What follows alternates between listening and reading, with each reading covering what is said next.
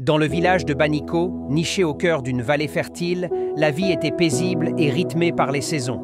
Les habitants, simples et chaleureux, partageaient tout, les récoltes, les fêtes et même les peines.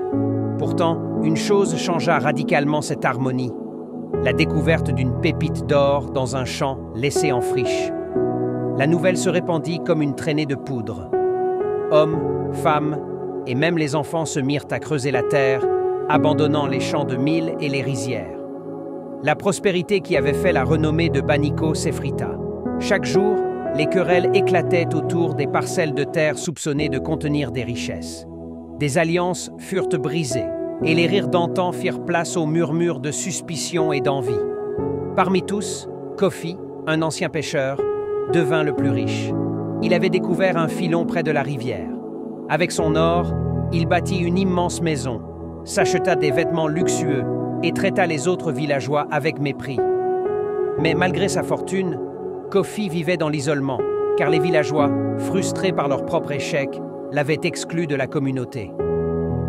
Un jour, alors qu'une grande sécheresse s'abattait sur le village, les villageois n'eurent d'autre choix que de se tourner vers Kofi. Mais l'homme refusa de partager ses richesses pour aider à creuser un puits. Cependant, face à l'adversité, un petit groupe d'anciens du village décida de restaurer l'esprit de solidarité. Ils commencèrent à rassembler les villageois pour relancer l'agriculture, ignorant les disputes autour de l'or.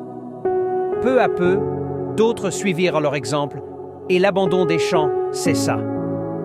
Quant à Kofi, il finit par tout perdre lorsque des étrangers, attirés par l'or, pillèrent ses réserves. Dépouillé et seul, il se présenta un soir devant les anciens du village, demandant pardon et une place parmi eux.